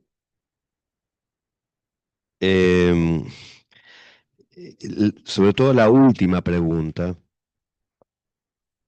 ¿Cuáles de los modelos de gobernanza se adapta más a la inteligencia artificial, a la digitalización?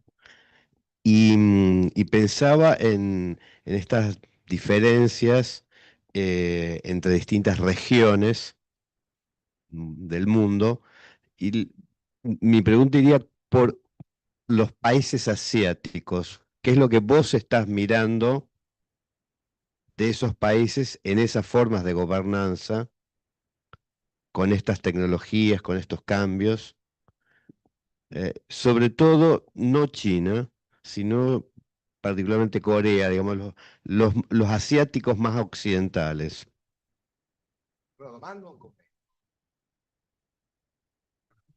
Posso rispondere? Posso reagire? Sì, sì, Reagisco. è una domanda per voi. Ah, una domanda? Sì. Non lo so, cioè io sono uno che ha lavorato tanto sui modelli di governance, ma la mia You're impressione... speaking Italian, sorry. Non ho capito. You're speaking Ah, sorry, vabbè. Perché io e lui parliamo, lui in spagnolo e io in italiano, scusate. So, my reaction to your comment is that despite the fact that I've been working a lot on governance model and blah, blah, blah, my reaction, but I should study more, I will study more this, is that to manage this new thing, let's say, probably every type of governance model could work, but the necessary condition, maybe sufficient, independent, the necessary condition is that the rulers, the decision making, should know the stuff. We should train our decision maker to manage the complexity of this thing. This is my personal opinion. It's a bit of provocation, so I don't mind. But if you become a president of a public university in US, you should understand the implication of all this. That means that you should know this stuff. The same when you elect your rector, or we elect our rector. Statistically speaking, very often they do not know this kind of thing. So I think that the governance models apply to different contexts, different traditions, and so on. This is such a complex challenge that we need to have to be capable to prepare the decision maker on higher education. That means bureaucrats at the ministry, ministers, our internal decision maker in a more professional role. This is my personal opinion. This is so then you can choose the governance model you want, but we have to accept the idea. This is too important because the implications of artificial intelligence are so intrusive that they could change the nature of a university. Mi reacción a la pregunta es que, a pesar de que yo estudié bastante sobre los modelos de gobernanza y ya los describí bastante en detalle, debería estudiar más aún, pero creo que para gestionar todo esto y el problema de la inteligencia artificial, que es tan abarcativo y puede realmente tener el potencial de cambiar absolutamente todo, creo que puede funcionar cualquier modelo de gobernanza en realidad, pero hay una condición necesaria que me parece fundamental, y es capacitar a los decisores para que puedan gestionar la complejidad y que realmente la puedan comprender. Puede resultar una provocación esto, pero creo que si uno es elegido como presidente de una universidad pública en Estados Unidos, uno tiene que entender las implicancias de este proceso. ¿Sí? Lo mismo con los rectores. En general, no saben y no conocen la complejidad de lo que implica la inteligencia artificial. Entonces, los modelos de gobernanza pueden aplicar diferentes contextos o diferentes tradiciones, digamos, pero los desafíos para mí es ese, es preparar a los decisores, desde el burócrata que trabaja en el ministerio hasta el staff interno de la universidad. Cualquier modelo de gobernanza puede funcionar, pero esto es demasiado importante como para subestimarlo. Y la inteligencia artificial tiene tantas implicancias que hay que tomarlo desde esta perspectiva.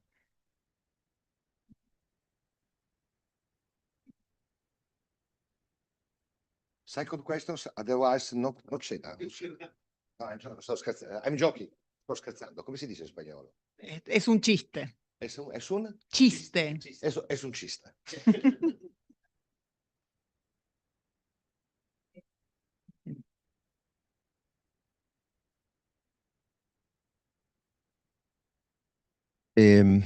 Ayer habló bastante de path dependence, ¿no? De esa tradición institucional, cultural, el peso que eso tiene. Y seguramente mi comentario, pregunta, tiene que ver pensando en lo que nos pasa a nosotros, sistemas educativos muy rígidos. Probablemente gran parte de esa explicación es mucha inestabilidad política a lo largo de nuestra historia, y una de las formas de preservar el acervo institucional, los cuidados, tuvo que ver con, bueno, mucha regulación.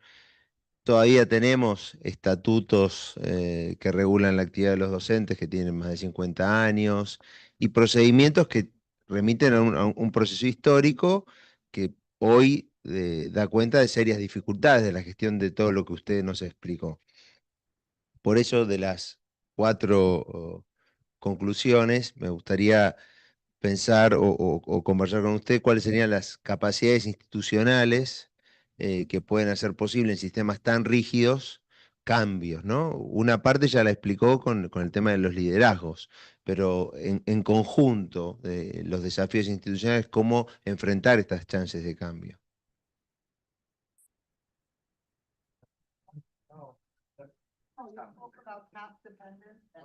He spoke about the difficulties in Argentina, being this a very rigid system due to political instability, a lot of old regulations. But based on the 4 questions, he would like to know what, in addition to training decision maker, what institutional capacities are needed to change these systems that are so rigid, such as the one in Argentina. It's so rigid. This I don't know. Is politically unstable. there is a long-lasting tradition of institutional autonomy, so it's not rigid, it's frozen. It's my word, you know what I mean? It's not rigid, it's frozen. Let's say, but I don't want, because if I talk about higher education in Argentina, I'm talking about something that is very political, because we are fighting with the president. Let's say that at a certain point, if you get that we do not have enough sources to do individually as an institution this kind of things, then it's not because you do not know that if you will get more money, maybe more cooperation among universities could be something useful for this kind of thing. You know what I mean? In the sense that it's clear we are jealous of our institutional autonomy for many reasons, but if there are not enough, there is not enough money coming from the government, I would suggest, I would think, okay, to increase institutional capacity, that means to increase analytical capacity on artificial intelligence, operational capacity. Why do not create, let's consortia of university on some specific track, putting together human sources on this thing, a bit of money to develop some common idea. I know that it is against the individualistic and institutional autonomy idea that each university has. And I know that it's difficult to think this bottom up, you know what I mean? But in Europe, the EU launched this thing, alliance among European universities on specific topic. Why don't you try to launch an alliance between the 3, 4, 5 university, and then there is isomorphism. There is in the world, in this system, and they will follow. And you could, without, despite waiting, you do not need to wait that the government do something, because for me, I'm not talking about this government, the government about this, because it's too complex for some specific political and economic characteristic of the country. Why don't you do by yourself? We are the university. We always say that we are better than the other institution because we have ideas, we are innovative, and so on. This is very strategic for the future university. And I'm quite sure that UBA, with other 2 or 3, let's say, university, could build up an alliance and try to do this. And then let's say what happened. This is an idea, you know what I mean? Because it's quite clear that if you hope to fill some institutional capacity on which you are weak now alone, you have not enough money, you have not enough human sources. But together, cooperation, something could learn. I don't know if it is clear. I created now, but thanks for the question, because I think that I had a brilliant idea. Gracias por la pregunta, porque creo que hizo que yo pensara en una idea brillante. Entiendo lo de la inestabilidad política, no sé si lo llamaría rígido, sino más bien congelado, esa es mi palabra, ¿sí? Frozen en inglés. No voy a hablar de la educación superior en Argentina porque es algo muy político que implica incluso al presidente, así que no voy a hablar demasiado de eso, pero sí puedo decir que muchas veces lo que falta son fuentes a nivel institucional de financiamiento y quizás se me ocurre ahora más cooperación entre universidades, me parece que podría ser un abordaje. Nosotros obviamente valoramos muchísimo lo que es la autonomía institucional, pero muchas veces no tenemos los recursos para desarrollar justamente marcos analíticos, inteligencia artificial y capacidad operativa. Entonces, se me ocurre un consorcio de universidades, por ejemplo, donde se puedan dedicar algo de recursos humanos y algo de fondos para desarrollar una idea en común. Quizás... No, o sea, se tiene que pensar en esta idea de la autonomía institucional y es muy valorado, pero de nuevo, es difícil pensar en un abordaje que vaya de abajo hacia arriba a veces. En Europa, por ejemplo, se hizo una alianza entre 4 o 5 universidades y se podría quizás analizar ese ejemplo a seguir. No hay que esperar, me parece, a que el gobierno haga algo, ¿sí? Porque muchas veces esa es una espera en vano, ¿sí? La situación es sumamente compleja y a veces como universidades pensamos que somos mejor que la otra, ¿no? Que tenemos mejores ideas, pero pienso que quizás la UBA podría juntarse con otras universidades y formar una alianza y ver qué sucede. Seguro que una universidad por sí sola no puede porque no va a tener los fondos y no va a tener los recursos humanos. Entonces se me ocurre una solución basada en la cooperación.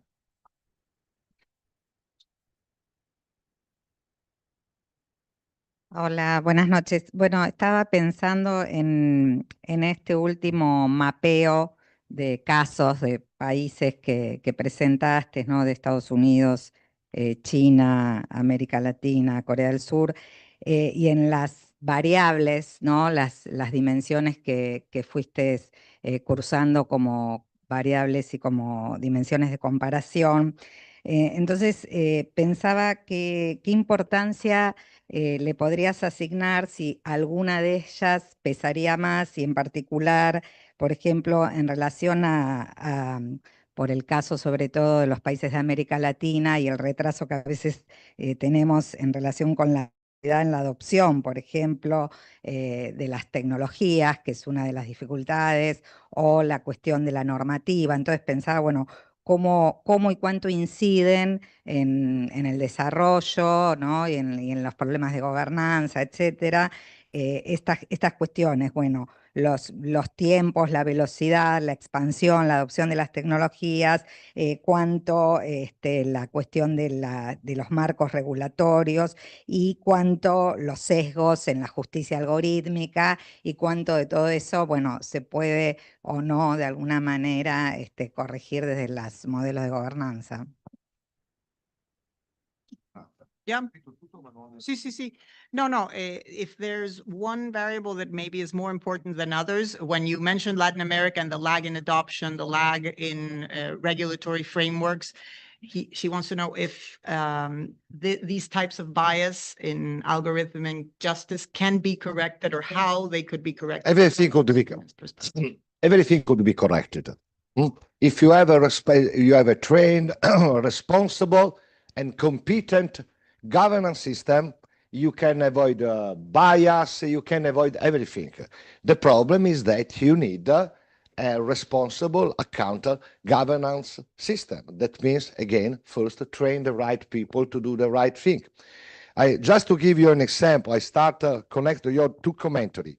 You told, okay, I like Asia. Okay, let's put aside China because China, one party. This is a bias against a capitalistic country like China is. It's not only a one party, it's very capitalistic. And what is the real difference? And this is connected to, is that for different reasons in these two countries, Asian countries, China and Korea, evidence-based policy making is very important. They start each decision-making process with all the evidence on the table. Then they can reject part of the evidence for legitimate political reasons, but all the evidence is on the table. So the policymakers have bureaucrats preparing all the evidence in a comprehensible way, even for people who didn't get a PhD in informatics, physics, and so on. You know what I mean? If you prepare the decision, having the evidence and understanding the evidence, you can avoid a lot of risks, also in terms of bias, not only at the systemic level, but even at the institutional level. But again, and this is a serious question, this would mean to double the number of pages that the people belonging to our governing board should read for the meeting. So I'm not joking, it's not a joke. It's simply the fact that all these things could be done. The problem of Latin America, with respect to the risk, is not the bias, because in every country, in every continent, you can find decision making who would try to use these algorithms to introduce a bias in the model for favor one part or the other part, not only in Argentina or everywhere, you know what I mean. But if you design the system in the appropriate way, starting from the evidence, and telling people, you know, there is this evidence, but we do not have the money. We will do this in 3 years. You can push the system to become more self-responsible. Last point on Latin America. It's quite clear that Latin America has some socio-economic condition different from Europe, China, and so on. But according to my way of thinking, there is always a way to design policy in an appropriate and effective, not efficient way, according to the context in which you are. It's quite clear that if you are in Argentina or in Peru, never been in Peru, you cannot do things like Chinese do. But you can try to do your best to do something of relevant according to your context. But if you perceive your context always as a constraint, never as a small opportunity, it's quite clear that you are freezing the actual situation. I don't know if it's clear. I think that to complain too much on our situation, I'm quite used to this because my parents came from Southern Italy, and there is this divide. No, Southern Italy always complain that we cannot do things like they do in Northern Italy. Okay, but there are cases in which some few Southern European regions have been capable to do good things according to their context. But if you start to think that we have to do like they do in US in terms of result, or in China, you will lose.